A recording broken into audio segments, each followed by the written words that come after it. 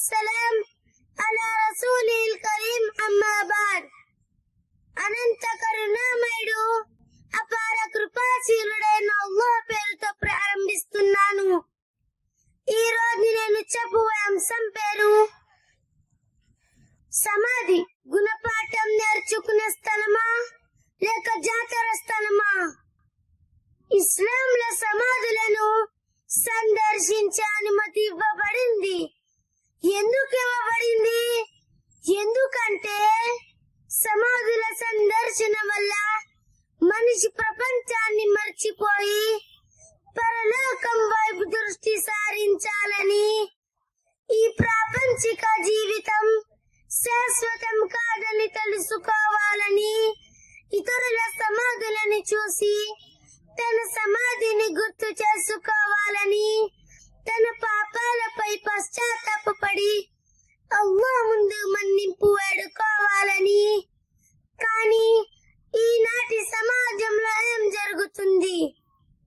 నేడు సమాధుల దగ్గర జరిగే దాని ఫలితం పూర్తిగా విభిన్నమైనది. మీరు ఆలోచించండి. ఏ సమాధుల దగ్గర అయితే ప్రేమ పురాణాలు, బహుదైవ ఆరాధనలు ఉంటాయో అక్కడ పరలోక జ్ఞాపకాలు ఎలా వస్తాయి?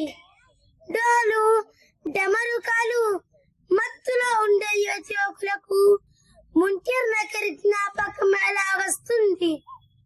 ముస్నద్ అహ్మద్ వాక్యాలు ఇలా ఉన్నాయి: మీరు సమాధులని సందర్శించండి, ఎందుకంటే సమాధుల సందర్శన గుణపాఠం నేర్పుతుంది. కానీ సోదర సోదరీమణులారా, ఈనాటి పరిస్థితులు దీనికి వ్యతిరేకంగా ఉన్నాయి. ఈనాటి సమాధులను దర్గాలుగా మార్చేసి ప్రజలను ఆకర్షిస్తున్నారు. ఆ దర్గాలలో జాతరలు నిర్వహిస్తున్నారు.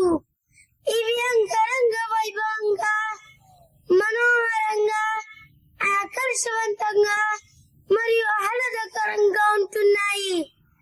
ఇలాంటి సమాధుల దగ్గరకు వెళితే మృత్యు ఎలా గుర్తుకు వస్తుంది?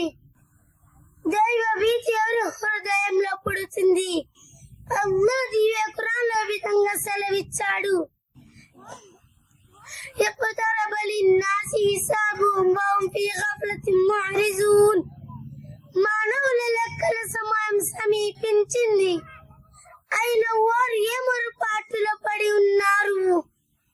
అల్లాహ్తో ఇతరులను సాటి కల్పించాలనే ఉద్దేశంతో ఔలియాల మహాత్ముల కట్టుకథలను చెప్పబడుతున్నాయి. ఇవి ఖురాన్ హదీస్లకు వ్యతిరేకంగా ఉన్నాయి. అల్లాహ్ దివ్య ఖురాన్లో విధంగా సెలవిచ్చాడు: وَمَن يَبْتَغِي غَيْرَ الْإِسْلَامِ دِينًا فَلَن يُقْبَلَ مِنْهُ وَهُوَ فِي الْآخِرَةِ مِنَ الْخَاسِرِينَ. ఎవరైతే ఇస్లాంను కాకుండా మరో ధర్మాన్ని అన్వేషిస్తే అతని ధర్మం స్వీకరించబడదు. ఇలాంటి పనులు చేయటం ఎంతటి అపచారం అంటే, ఈ పనుల వల్ల భూమి బద్దలైనా లేక ఆకాశం మనపై విరుచుకుపడినా తప్పు లేదు. దీని నుండి బయటపడటానికి ప్రవక్త ముహమ్మద్ సల్లల్లాహు అలైహి వసల్లం గారు ఉపాయం చెప్పారు.